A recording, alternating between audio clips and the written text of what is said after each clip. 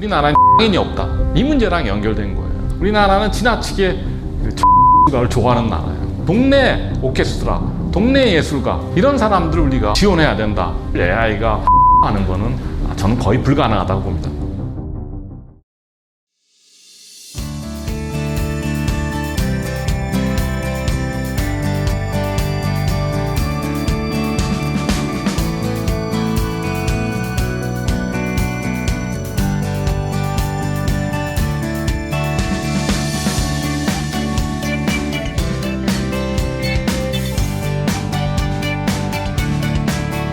예, 반갑습니다. 네.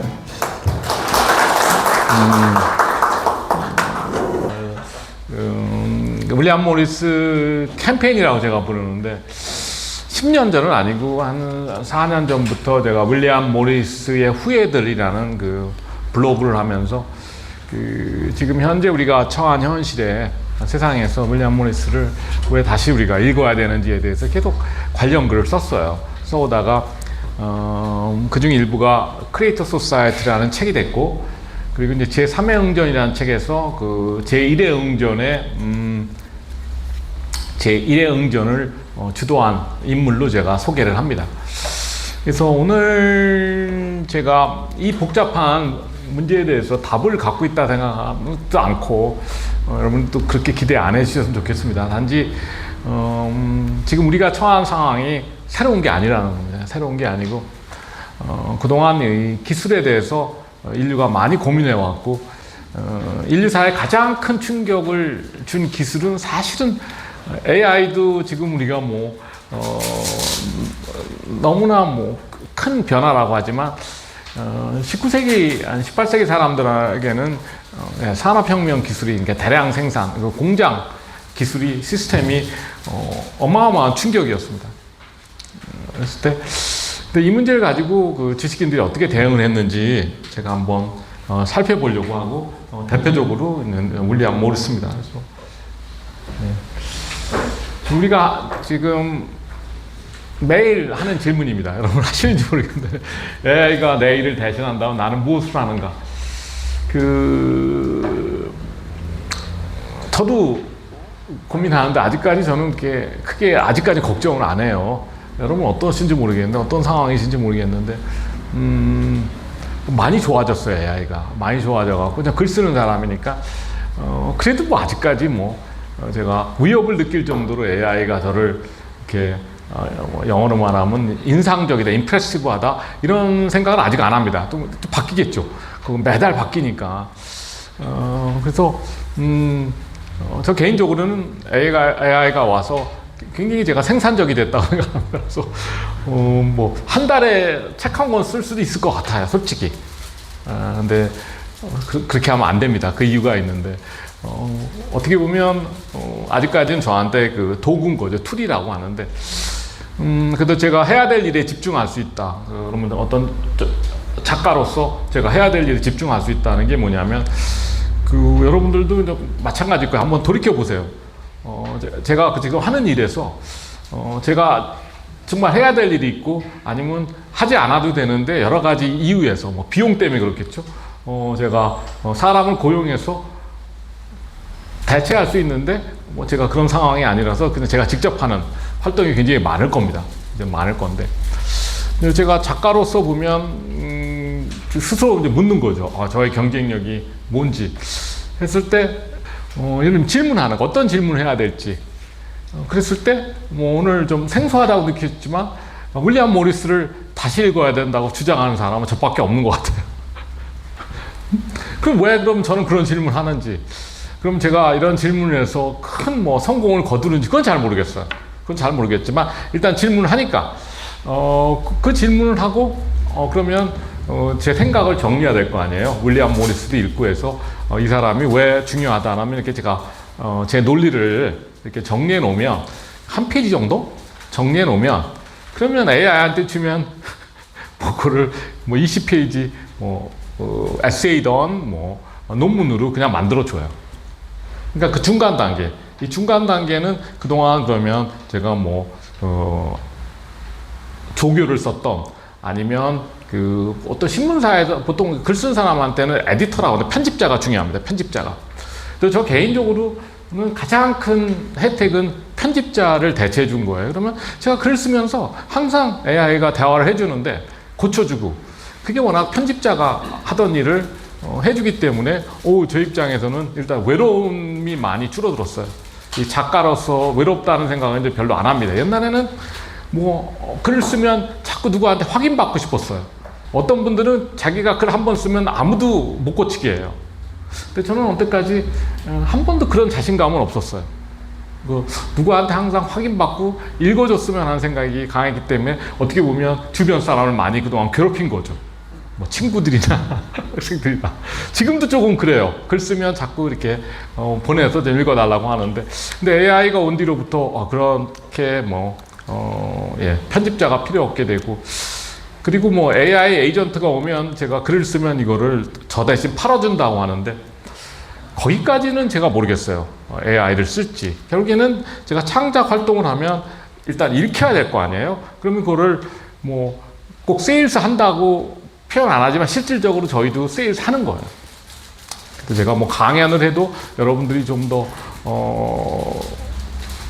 좀 좋게 생각해 주셨으면 좋겠고, 글을 써도 많은 사람이 읽었으면 하는 거는 기본적인 욕구이기 때문에 그게 반드시 어떤 재정적인 보상으로 연결 안 되더라도 그건 인간 본능이라고 생각해요.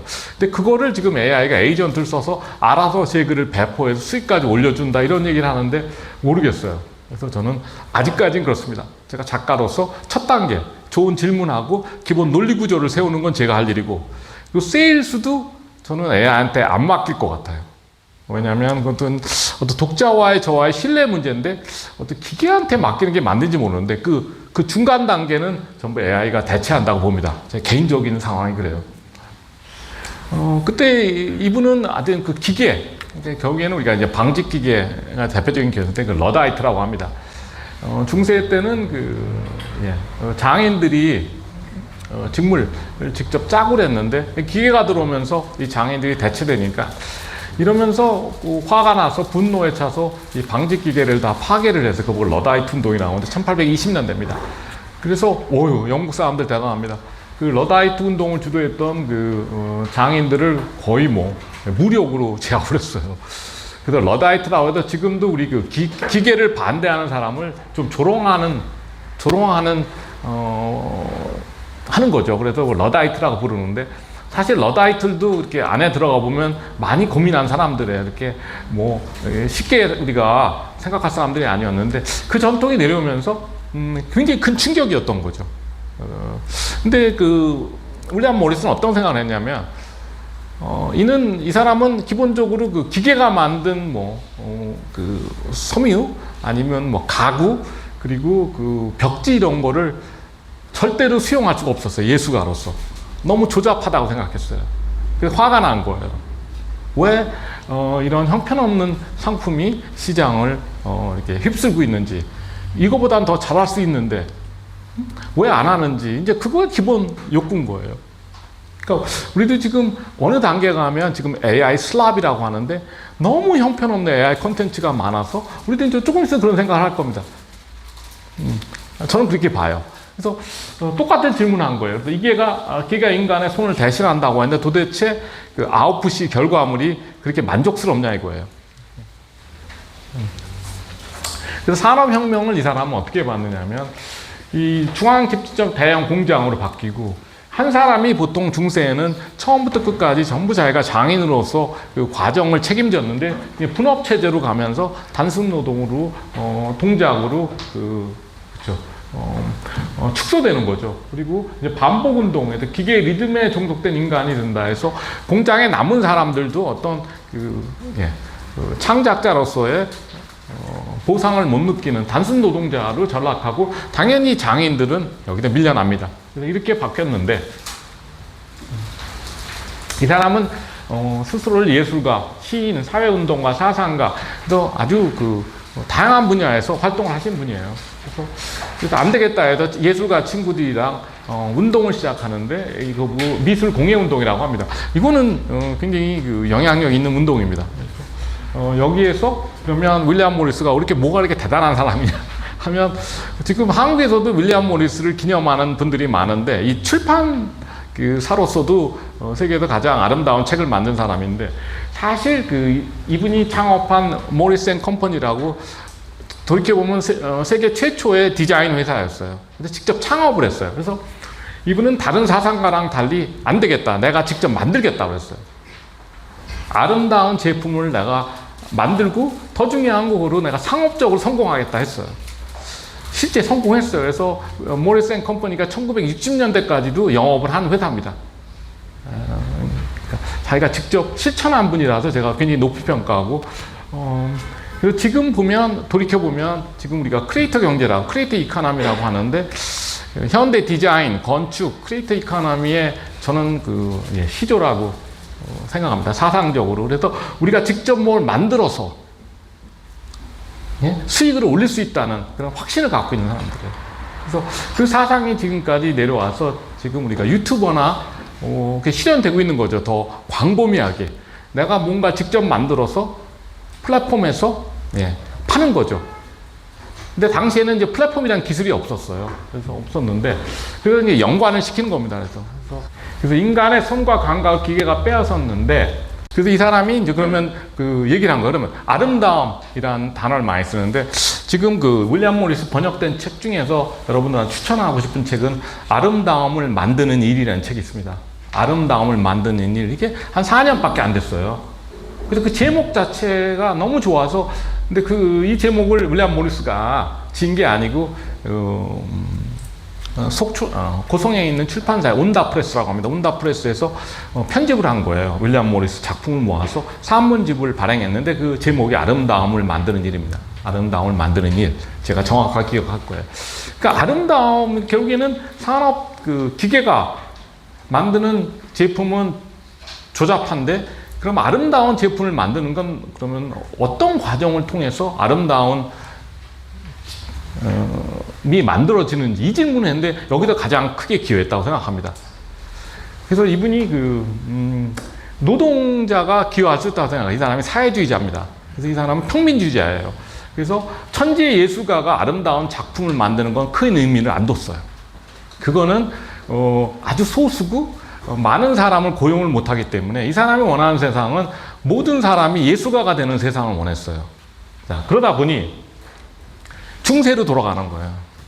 그래서 지금 많은 사람이 지금 우리가 중세로 돌아간다고 얘기합니다. 근데 중세의 의미를 분업 이전의 세계, 장인 중심의 세대, 지금 이분 스승인 잔 러스킨이라는 사람인데, 이 사람이 제일 높이 평가한 건축물이 고딕 건축인데, 그 고딕 건축이 왜 위대하냐면 이 마을 사람들이 공동 작업해서 만드는, 그래서 몇백 년 걸려서 마을 주민들이 그러니까 단계적으로 쌓아 올려가는 그 과정을 위대하다고 생각했어요.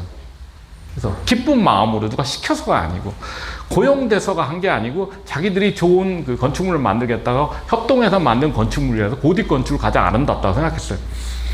여러분들이 고딕 건축이 아름답다고 생각하는지 모르겠어요. 근데 결국에는 우리가 이제 아름다운 게 뭐냐, 이런 미학적인 질문을 해야 되는 거예요. 객관적인 기준이 있나?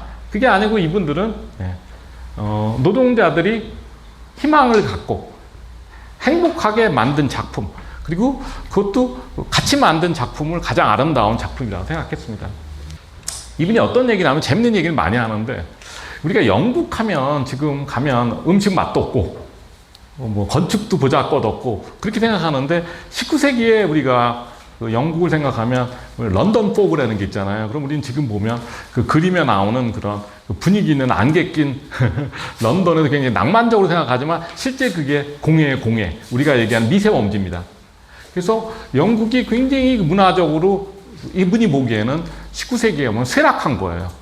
근데 이분이 무슨 얘기 하냐면, 중세 때는 독일이나 이탈리아 여행자들이 영국에 와서 한 얘기가 영국이 굉장히 아름다웠대요. 그러니까 산업혁명 전에는 영국이 굉장히 아름다워서 중세에는 어느 마을이든 화가가 있었고 조각가가 있었고 배우도 있었다는 거예요. 그러니까 굉장히 중세 마을이 예술적이었다는 거예요. 근데 이 산업혁명을 거치면서 우린 예술은 그러면 전문 예술인한테 맡기는 세상으로 바뀐 거예요. 이거에 대해서 불만이 있는 거예요. 우리가 예술을 스스로 모든 사람이 실천하는 게 아니거든요. 그래서 중세로 돌아가자는 얘기를 하는 겁니다. 그래서 그럼 산업 문명에 대한 문화적 응전을 그런 대량 생산, 기계와 획일화에 맞서서 인간의 손, 창의성, 아름다운 일상을 되찾으려는 그리고 공동체를 되찾으려는 문화운동으로 승화시킨다는 거예요. 그리고 자신이 실제 이거를 지속 가능성이 중요하니까 실제 회사를 창업을 했고 이런 의미에서 저는 우리가 이분을 다시 읽어야 된다고 생각합니다. 그래서 근데 이 아트 앤 크라프트 운동은 한 번은 들어보셨을 거예요. 뭐 이 분야에 계시면 더 많이 아시겠지만 굉장히 그 영향력이 있는 미술 공예 운동이고 윌리엄 모리스가 어떤 중심적인 역할을 했습니다. 영국에서 시작됐는데 이게 유럽으로 넘어가면 뭐 아르 누보라든가 유켄트 시틸 독일 뭐 오스트리아 뭐 비엔나 공방 이런 그 20세기 초기의 어떤 그 공방 문화 이런 게 여기서 유래가 됐고 미국으로 가면 아메리칸 크래프트 운동에도 특히 이제 가구 같은 그 전통 가구 그리고 이제 현대 건축가들 근대 건축가들 뭐 프랭크 로이드 라이트라고 하고 일본으로 가서 우리가 우리나라 그 백자를 높이 평가했던 야나기 문해요시가 민해 운동으로 이거를 이어갑니다. 그래서 공예와 일상의 결합이라고 해서 이 운동이 그 어떻게 보면 공예의 민주화 운동인데 전 세계로 확산되는데 아쉽게도 한국에는 오지 않았어요. 이것도 저는 굉장히 퍼즐이라고 생각합니다. 그래서 극히 일부 일본 유학생들이 서울에 돌아와서 한국에 돌아와서 30년대 이거를 한번 시도를 하다가 전혀 기록이 안 남아 있어요. 제가 한번 찾아봤거든요. 왜 우리나라에는 문화 미술 공예 운동이 이렇게 정착을 못했는지. 그래서 우리가 항상 우리 그 한국 사회에 대해서 비판적으로 볼 때 우리나라는 장인이 없다. 이 문제랑 연결된 거예요. 그래서 한 번도 우리는 이 장인을 이 어떤 문화운동 차원에서 한 번도 우리가 지원한 적이 없어요. 우리 사회에서는. 지금이라도 우리 YMCA가 주도해서 결국엔 장인 문제입니다. 장인. 우리가 장인이 돼야 되는데 근데 우리 그 어떤 문화운동 차원에서 장인을 지원하기 전에 우리가 과연 지금 현재 우리나라 사회에서 AI가 오고 있는데 장인으로 대응해야 된다가 만약 결론이 결국 오는 거예요. 그러니까 그게 공장 기계가 됐던 뭐 핵폭탄이 됐던 우리가 항상 그 거대 기술이라고 합니다. 이 거대 기술의 위협이 왔을 때 우리가 인간성을 회복한다고 했는데 보다 인간 중심적인 기술이 뭔가 하면 했을 때 결국에는 변하지 않아요. 우리가 직접 만드는 손으로 만드는 뭔가를 만들 수 있는 장인으로서 대응을 해야 된다는 게 기본 메시지입니다. 근데 이 메시지가 생각보다 이렇게 단순하지 않습니다. 좀 더 들어보시면 알겠지만 그래서 아름다운 노동, 예술은 인간이 노동을 느끼는 즐거움의 표현이다. 그래서 자아를 실현하고 창의적 노동만 진정한 노동이고 모든 사람은 창조적 노동을 할 권리가 있다. 이게 약간 사회주의 분위기로 지금 가고 있는 겁니다.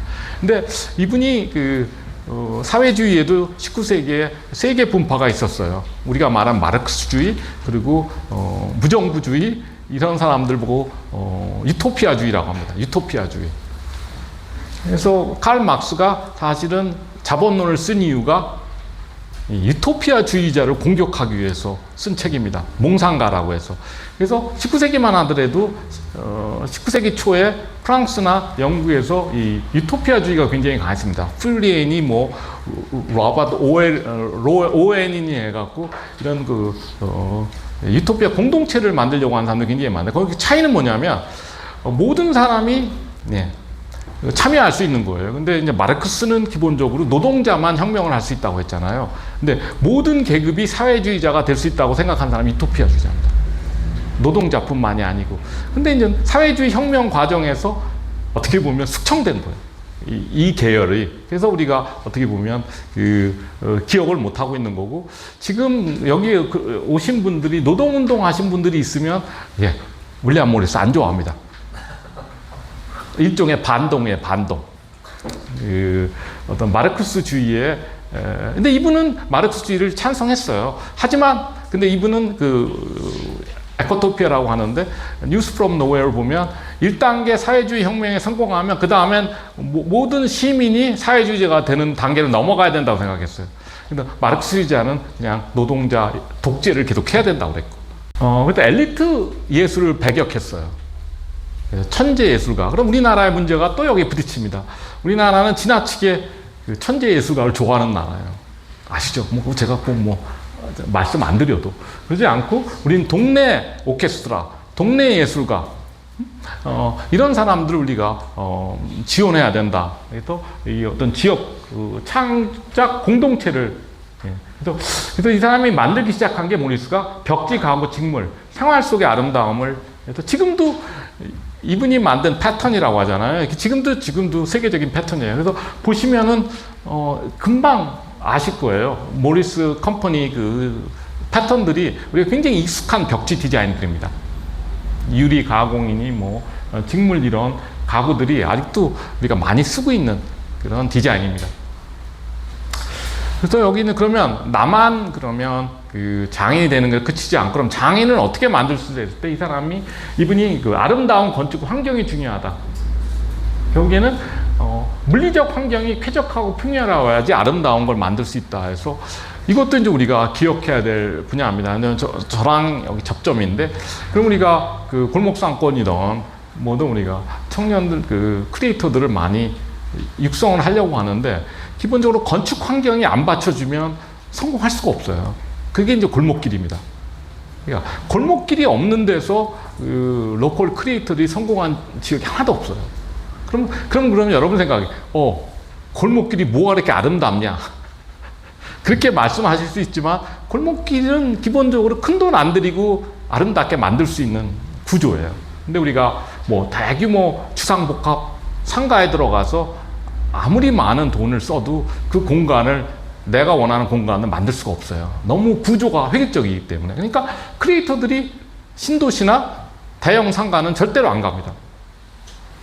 왜냐하면 자기가 원하는 공간도 못 만들고 거기 돈을 벌 수가 없기 때문에. 그래서 그러니까 공간 기획을 할 수 있는 작은 건축물들이 있어서 자기들이 공간 기획을 해서 이렇게 지금 대구에서도 제가 좋아하는 골목길들이 잘 되고 있는 거예요. 물론 유럽이나 이런 선진국도 더 아름다울 수는 있지만 돌이켜보면 뭐 북성로나 교동이 아름다운 환경인 거예요. 여러분 우리가 그렇게 인정을 안 해서 그런 거지.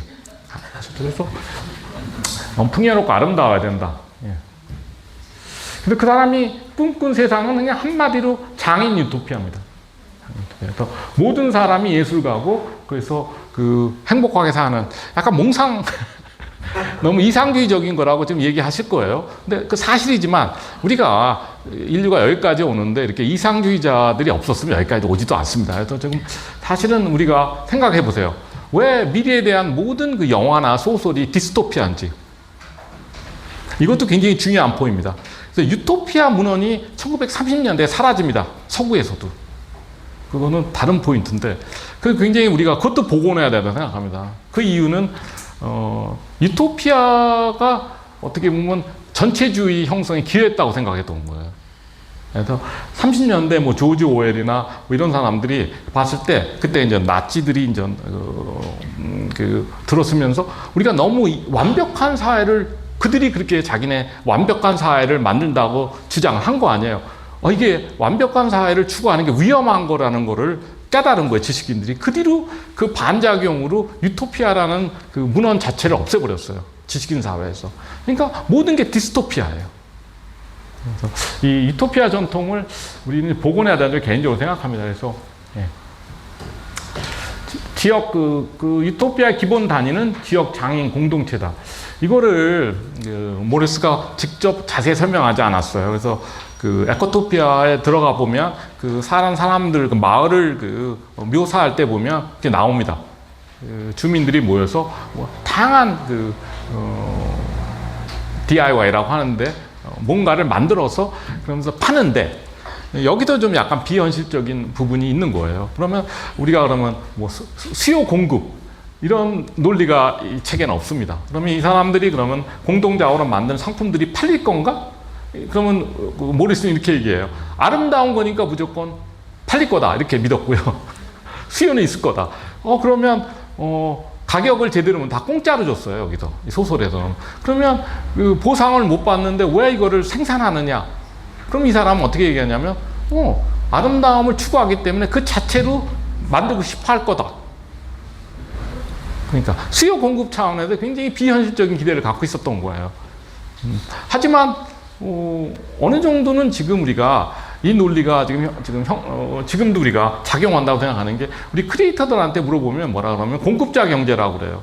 그래서 우리는 지금 어떤 식으로 얘기를 하냐면, 여러분이 크리에이터로 시작하시려면 시장 수요 무시하라고 그래요. 그리고 일단 만들어. 그러니까 자기가 만들고 싶은 건 만들고, 그러고서 만들고 난 다음에 커뮤니티를 구축해서 팔면 된다고 그래서 그거 보고 뭐 1000명 친 밴이라고 하는 그런 이론도 있는데, 하여튼 나를 후원하는 1000명 밴만 있으면 내가 경제 문제 해결할 수 있다, 이런 논리가 지금까지 그 크리에이터 경제의 논리인데 이어지는 겁니다. 그래서 이제 로컬 크리에이터들도 같은 생각을 하고 있는 거고 많이 실천을 해요. 그럼 우리가 지금 제 학생들한테도 얘기하고 여러분들한테도 제가 궁금한 게 이런 거예요. 지금 우리 그 AI 시대에 우리의 문제는 사실은 우리가 만들고 싶은 게 있느냐는 거예요. 스스로 물어봐야 돼요. 그러니까 생계 문제 때문에 뭐 할 수 없이 만드는 건지, 진정으로 내가 만들고 싶은 게 있느냐. 그러면 뭐 제가 작가로서는 제가 진정으로 하고 싶은 말이 있느냐 이거예요.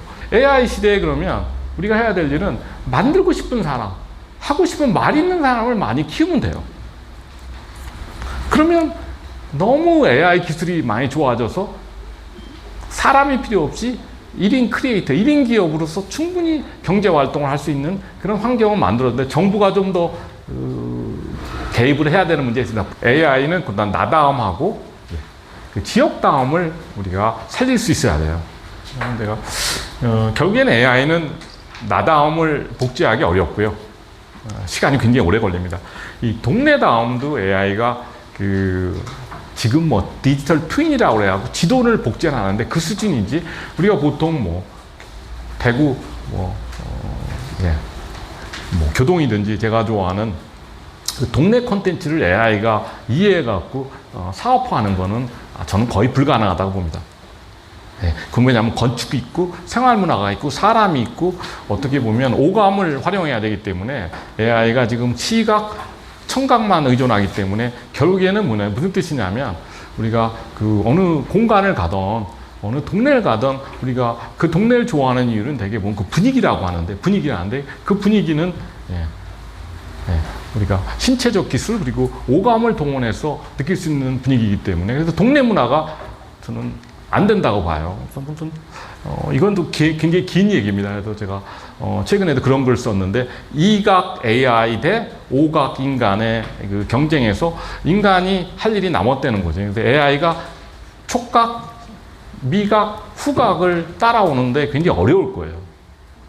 많이 노력하는데 인공혀, 인공코, 인공손 이런 걸 만드는데 아주 갈 길이 멀었어요. 근데 왜 우리나라는 유독히 그 시각, 청각만 발달한 AI를 두려워하고 열광을 하느냐? 그 이유는 우리나라가 전통적으로 공부 잘하는 사람만 좋아해서 그래요. 예술가가 아니고. 그럼 예술가는 오각을, 신체적 기술을 활용하는 사람들인데, 우리나라에서 뭐 전통적으로 그 서열이, 그죠? 산업공상에서, 그럼 우리가 공부 잘하는 사람들이 어떤 사람이? 그게 AI 인간인 거예요. 글 잘 읽고, 잘 듣고, 그 브레인은 뭐 AI 못 따라갑니다. 그걸 잘 프로세스해서 좋은 결과물을 만드는 사람이 그게 공부 잘하는 사람들이에요. 그러니까 우리가 너무 공부 잘하는 사람들을 신뢰하다 보니까 지금 너무 지나치게 우리 기회가 뭔지를 모른다고 생각해요. 결국에는 모리스가 맞았던 거예요. 우리 결국에 예술가가 돼야 되는데, 예술가도 우리가 시각, 청각만 의존하는 예술가는 위험해진 거예요. 그래도 디지털 예술이 지금 위험해진 거예요.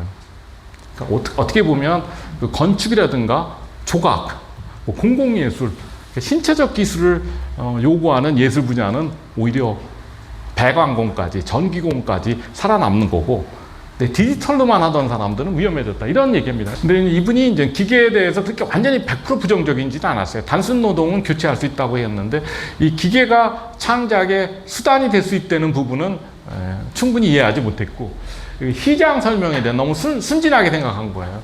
그러니까 시장 인센티브에 대해서 이해가 부족했고, 그래서 사회주의 하자고 했던 거예요. 그리고 결국에는 모리스를 조롱했는데, 그 당시도 그랬고 그 후에도 모리스는 실패했다. 실험은 실패했다. 왜냐하면 이 사람이 만든 공예품들이 전부 비싼 공예품이 돼서 부자들만 살 수 있기 때문에 어떤 공예 대중화에 실패했다고 했어요. 그것도 뭐 일부 맞는 분야가 있는 거예요. 부분이 있는데 장기적으로 보면 잘 모르겠어요. 그게 맞는지. 우리가 지금 예. 비판을 했는데 근데 그 뒤로도 보면 우리가 일련의 기술 그 역사 과정을 보면 똑같은 비슷한 문제예요. 이제 거대 기술이라고 합니다. 그 거대 기술이라고 하는데 중앙 집권적인 그런 기술들이 처음엔 시작됐다가 결국에는 기술이 개인화가 됩니다. 그래서 50년대, 60년대 메인프레임이 퍼스널 컴퓨터가 됐듯이 그러니까 맞아 이렇게 생각하시면 돼요. 19세기에 공장 시스템이 디자인 시스템으로 진화하고 개인 중심의 메인프레임 컴퓨터가 PC로 전환하듯이 이거를 연장하면 이런 논리를 제가 제3의 응전에서 어떻게 했냐면 지금 플랫폼 AI잖아요. 지금 이 개인 AI로 바뀔 거라고 봅니다. 그거는 뭐 기술 발전 과정 그 반복된 패턴인데 지금도 그래서 뭐 우리 다양한 단어 렉, 뭐 엣지에서 지금 그 로컬 AI라고 해갖고 전부 개인 도구화가 되고 있어요. AI도. 근데 이게 성능이 지금 떨어져 그렇지 앞으로 기술이 발전하면 그게 똑같은 인간의 욕구는 비슷한 겁니다. 우리가 지금 여러분 AI 쓰면서 굉장히 불편한 점이 많으실 거예요.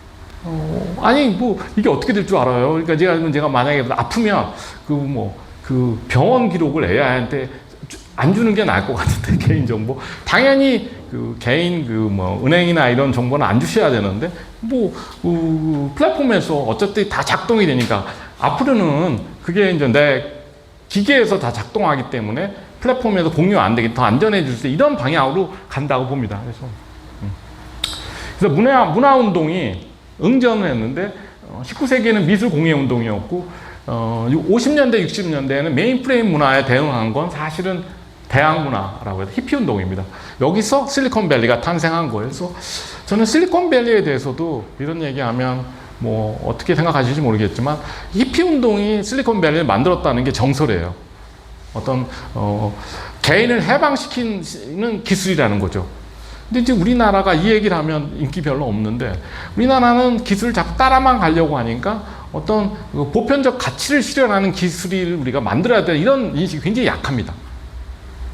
그래서 실리콘밸리가 될 수가 없어요. 우리나라는 그냥 어떻게 하든지 따라가려 해서 어떤 상업적으로 성공시키려고 하지 인간의 삶의 질, 인간의 자유를 확대하는 이런 개념이 없기 때문에 근데 서구는 해왔다는 거죠. 그래서 지금 빅테크나 AI에 대해서는 지금 크리에이터 운동이 제일 저는 중요하다고 생각합니다. 그래서 크리에이터 운동이 이거 어마어마합니다.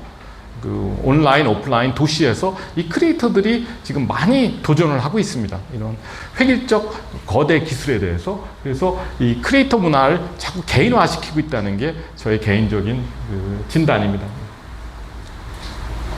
그래서 우리가 AI가 이런 우리 작업을 다 이렇게 대체해주고 있는데 그러면 우리가 남은 일이 뭐냐 했을 때 모리스는 그냥 한마디로 표현했을 거예요. 아름다움을 만드는 일이라고 했을 거예요. 아름다움을 만드는 일이라고 했을 텐데 그게 어떻게 수렴이 되고 있냐면 아름다움을 만드는 일인데 그 원칙은 변하지 않다고 생각합니다. 우리가 개인이 직접 만들어야 되고 공동 작업을 해야 되고 이런 부분은 아직도 유효하다고 보고요. 그리고 우리가 이제 삶의 방향에 있어서 그죠?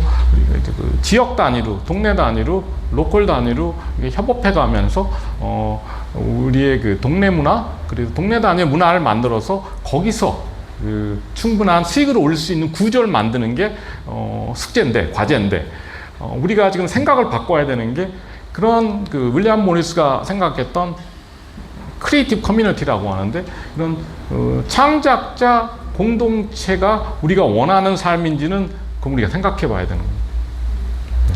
근데 그게 우리가 동의를 하면 정부나 우리나라 사회가 할 일이 굉장히 많습니다. 그러면 이 플랫폼 경제를 개혁을 하고 그리고 크리에이터를 지원하고 할 일이 굉장히 많고 오늘 아침에 제가 신문 칼럼을 썼는데 어떻게 제가 이거를 표현을 썼냐면 우리 모든 개인을 브랜드로 만든다. 이게 더 적합한 표현이에요. 그러니까 우리는 기본 사회라고 해서 모든 사람이 경제적인 안정을 확보할 수 있는 그런 세상을 기본 사회라고 하는데 제가 보기에는 그래서 기본 소득 갖고 여러분 전대를 만족 못 합니다.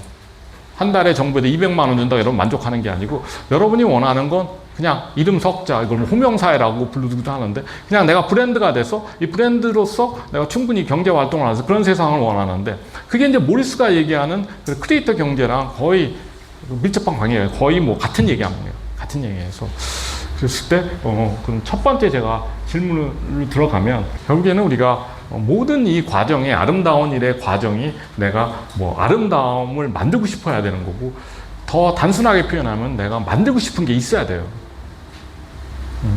그 욕구 그리고 작가면 내가 하고 싶은 말이 있어야 돼요. 그러면 나머지는 자동적으로 기술적인 문제라고 생각합니다. 기술적인 문제라고 생각해서 그러면 그 결론적으로 말씀드리면 우리가 그 산업사회에서 살면서 뭐 사람은 마른 제주도에 보내고 뭐 사람은 서울로 보내고 이게 다 산업사회 논리예요. 그래서 사람은 큰 물에서 놀아야 된다. 뭐 그래서 스타트업도 유니콘이 돼야 된다. 이런 그래서 뭐 그동안 한 얘기 작은 것이 아름답다 이런 얘기도 하잖아요. 이런 논리들이 그동안 다 묻혔었는데 윌리엄 모리스든 뭐 이런 논리들이 지금 살아나는 과정이라고 생각합니다. 다시 살아나는 게 왜냐면 기술이 충분히 발전했기 때문에 이게 개인이 그 크리에이터로서 성공할 수 있는 환경을 만들어줬어요. 플랫폼 경제도 있고 있는데 건축자원도 중요하고 단지 우리 사회가 우리 정부가 우리 지도자들이 이 영역을 인식을 못해요. 우리 그 지도자들은 기업만 존재해요. 그러면 여러분들이 생각하는 세상은 다 크리에이터라고 하는데 어떻게 보면 개인 사업자들이에요. 프리랜서, 뭐 1인 기업, 뭐 이런 그 자영업 이런 그 영역이 어떻게 보면 미래 경제를 주도할 거라고 주장하는 저 같은 사람은 어떻게 보면 아주 극소수인 거죠. 생각보다는 여러분들이 다 보는 나다움이나 개인에 대해서는 이미 여러분들이 많은 정보를 얻어서 주변을 보면 창업을 안 하려고 그래요. 기업을.